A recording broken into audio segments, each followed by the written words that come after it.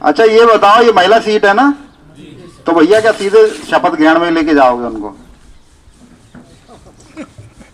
भाई महिला सीट है तो महिलाओं को आना चाहिए ना, आप लोगों को तो पीछे रहना चाहिए उनके। भाई जो जिनको प्रत्याशी बनाना है पहले तो वो आए ना सामने। हमारी मतलब कभी हम मानसिकता बदल नहीं सकते भारत में महिलाओं के प्रति। महिला सीट की है तो कम से कम प्रतिनिधि है हमारा, तो प्रतिनिधि वो लड़ने वाला है या निर्वाचित होने वाला, तो कम से कम उनका प्रतिनिधित्व तो हमारा होना चाहिए ना। कोई बराबरी का दर्जा है तो कम से कम वो संभावित प्रत्याशी जो है वो तो आज की बैठक में आने चाहिए थे, नहीं आने चाहिए? जरूर आना चाहिए। वैसे भी लेडीज सीट हो गई है तो भैया लेडीज को आना। दूसरा, जब लड़ेंगे तो उनको निकलना भी पड़ेगा, खाली घर बैठे थोड़ी लड़ेंगे कोई भी इलेक्शन। किसी की भी महिला हो, किसी की भी परिवार की माता हो, बहन हो, जो भी है, लेकिन उनको निकालिए बराबरी का दर्जा देते हुए। उनको ये मत सोचिए कि महिलाएं तो क्या करेंगी, महिलाएं बहुत कुछ कर लेती हैं वो। दूसरी बात, अभी सीओ साहब ने, इंस्पेक्टर साहब ने बताया कि होली का त्यौहार भी है और हमारी आचार संहिता लग गई है और निर्वाचन हमारा तृतीय चरण में होगा। 13 और 15 अप्रैल को हमारे नामांकन होंगे, उसके बाद अगली प्रक्रिया होगी, समीक्षा होगी, फिर नाम वापसी जिसका होना है वो होगा, फिर अंतिम रूप से निर्वाचन आपका हो जाएगा और 2 मई को आपकी मतगणना होगी। अभी आरक्षण से पहले जो परिवर्तन हुआ है, उस आरक्षण से पहले भी दावतों का दौर शुरू हुआ था। बहुत सारे प्रधान बेचारे बिना लड़ाई बन गए और बिना लड़ाई हार गए। बैनर लगा के, हाँ, लेकिन वो आरक्षण परिवर्तित हो गया तो बेचारों को फिर दोबारा से नए सिरे से चयनित करना पड़ा कि भाई अब कौन लड़ेगा। वो प्रक्रिया है, उसमें किसी का हंसी मजाक उड़ाने की आवश्यकता नहीं है। जो हुआ वो हुआ, वर्तमान में जो हो रहा है उसको देखना है हमको। प्रत्याशी को आपको ऐसे को चुनना है जो निर्विवाद हो, निर्लोभ हो। समझ लीजिए कि जो आपको दावत दे रहा है वो क्या करेगा आगे?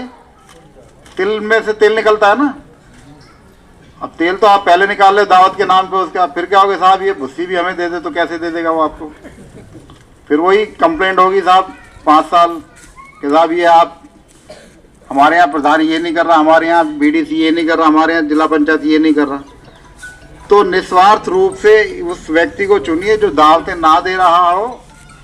मान लीजिए जो दावतें दे रहा हो निश्चित रूप से कहीं ना कहीं आपके हक पे डाका डालेगा आने वाले समय में। सही बोल रहा हूँ, गलत बोल रहा हूँ? अब आप 5 साल रोते रहें और ये 10-15 दिन खुशी हो लें, वो आपके ऊपर है। या 10-15 दिन आप बिल्कुल निर्लोभ से, निर्विवाद रूप से शांत बैठे रहें और जिस दिन मतदान हो उस दिन अच्छे अपने विवेक का इस्तेमाल करते हुए अच्छे कैंडिडेट को चयनित कर ले। 5 साल खुशहाल जिंदगी जिए, गांव का विकास होगा, सब चीजें होंगी उसमें। आपको ना उनको मौका मिलेगा कुछ कहने का, ना आप उनको कुछ कह पाएंगे, ना वो आपसे कभी शिकायत का मौका देंगे कि भाई आपके यहाँ मोहल्ले में खरंजा नहीं लगा, या आपके यहाँ नाली नहीं आई, या आपके यहाँ पे विकास कार्य नहीं हुए, या पेंशन से कोई वंचित रह गया, या सरकार की किसी योजना से कोई वंचित रह गया। अदरवाइज तो हर गांव की कहानी है, कहानी घर घर की। एक सीरियल आता है ना, ऐसी हर गांव की एक कहानी भी है। रोज यही कंप्लेंट आती है कि साहब प्रधान तो बदनाम होता ही होता है, वो भले ही कितना भी निरपेक्ष भाव से कार्य कर ले। हालांकि बहुत कम लोग हैं जो निरपेक्ष भाव से कार्य करेंगे या करते हैं। कहीं ना कहीं थोड़ा सा, अच्छा तुमने वोट नहीं दिया तो तुम मेरे प्रचार में नहीं गए थे, तो ये थोड़ा सा अंदर मन में रहता है। लेकिन उन सब चीज़ों को अच्छा जनप्रतिनिधि वही होता है जो उन सब चीज़ों से दूर उठकर एक पूरे गांव का प्रधान, एक पूरे गांव का जनप्रतिनिधि बनता है और पूरे गांव के विकास के बारे में सोचता है और पूरे गांव के विकास को साकार करने में अपना पूरा जीवन लगा देता है। 5 साल जो उसको मिले हैं, वही अच्छा जनप्रतिनिधि होता है और उसको ही रिपीट होने के चांसेस उतने ही ज्यादा होते हैं। सही है, गलत है? 5 साल आप उसको इतना सहयोग करेंगे और वो आपको इतना सहयोग करेगा तो गांव की कायाकल्प अपने आप हो जाएगी। ना कहीं कीचड़ होगी गांव में, ना कहीं अंधेरा होगा, सब जगह लाइट और ये सब चीजें होंगी। विकास कार्य के लिए तमाम योजनाएं आती हैं, सबका सदुपयोग गांव में हो जाए और बिना किसी भेदभाव के हो जाए। बिना ये सोचे कि इस मोहल्ले ने मुझे वोट नहीं दिया, इस घर ने मुझे वोट नहीं दिया, बिना ये सोचे।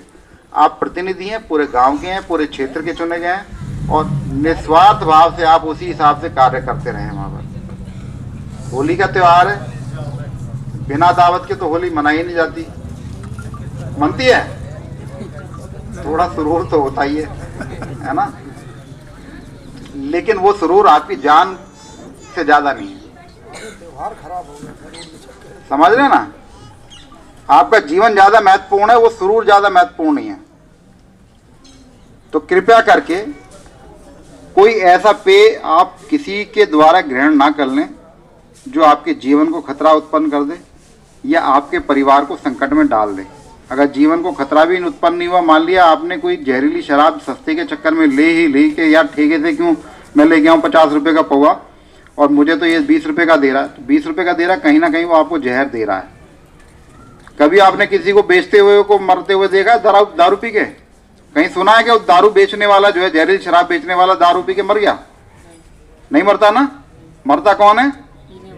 पीने वाला मरता है ना, क्योंकि उसे पता है मैं जहर बेच रहा हूं, तो वो जहर को नहीं पीता, वो वहीं से खरीद के लाएगा सरकारी ठेके से।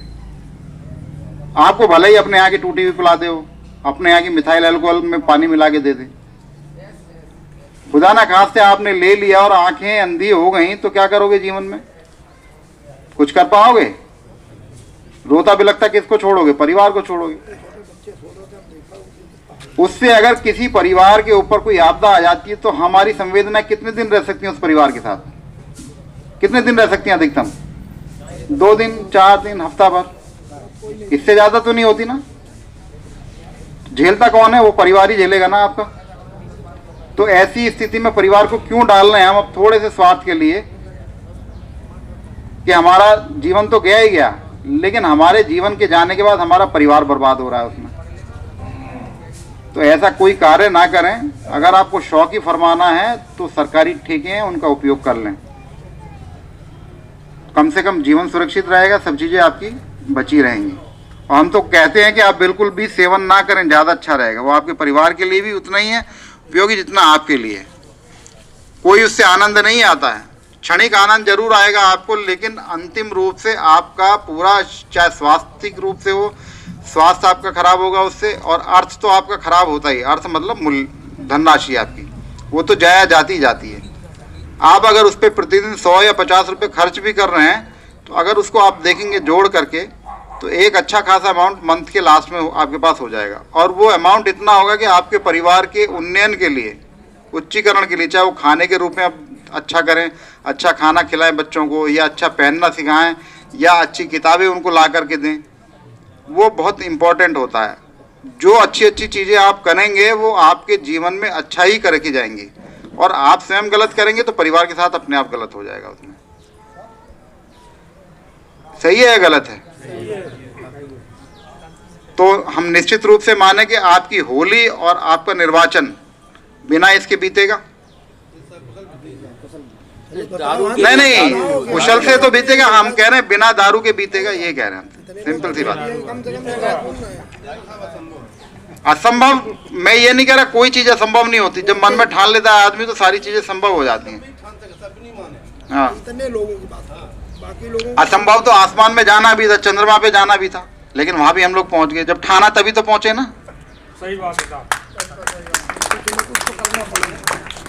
हम सोते सोते लेटते हैं तो तारे देखते रहते हैं, चंद्रमा को देखते रहते हैं। जब किसी ने सोचा होगा यार ये तो जाके देखा जाए तभी तो पहुंचा वो वहां तक, वो वहां तक भी असंभव था, लेकिन जब ठान लिया तो संभव हो गया। मिशन मंगल शुरू हो गए और आकाश में तो इतने उपग्रह हमारे पहुंच गए कि उनकी गिनती नहीं है। अब तो कबाड़ के रूप में गिनने जाने लगे कि इतना कबाड़ इकट्ठा हो गया ऊपर। तो ये सब सोच की बात है। जब आप ठान लेंगे तो कोई ऐसी चीज नहीं है जिसको ना कर पाए। तो प्रधान तो एक ही आदमी बनेगा। मन बलवान तो सब चीजें बलवान। मैं बहुत सारे ऐसे उदाहरण आपको गिना सकता हूं जिन गांवों में या जिन परिवारों ने इसको ठाना और उनकी पूरी स्थिति ही बदल गई, पूरी की पूरी स्थिति बदल गई। पूरे परिवार का जीवन का मतलब एक मतलब उसका दार्शनिक रूप से एकदम बदल गया वो। बहुत सारे गांव में ठेके बंद हो गए इस चक्कर में। सहारनपुर का उदाहरण दे देता हूं मैं। सहारनपुर में यहाँ से पहले वहां एक गांव की महिलाएं एक बार आई, यहाँ की भी गई थी एक बार हमारे पास, आटा से गई थी।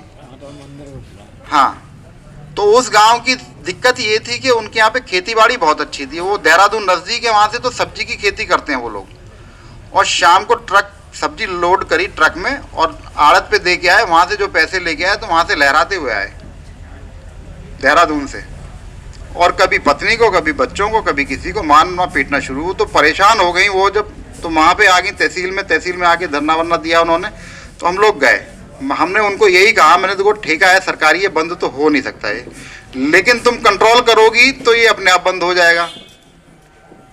जब कोई खरीदेगा ही नहीं तो ठेकेदार अपने आप छोड़ के चला जाएगा उसको।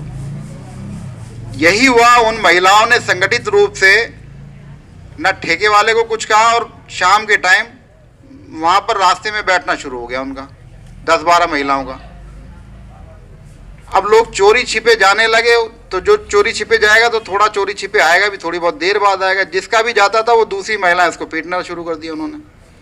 अब एक स्थिति ये आई कि उनको, पुरुषों को खुद शर्म आने लगी, यार जब हमारी वजह से महिलाएं यहाँ पे रात को 2-2 बजे तक बैठी हैं, तो हमें ऐसा कौन सा शौक है हम फरमाए जाएं इसको, हम क्यों नहीं छोड़ सकते।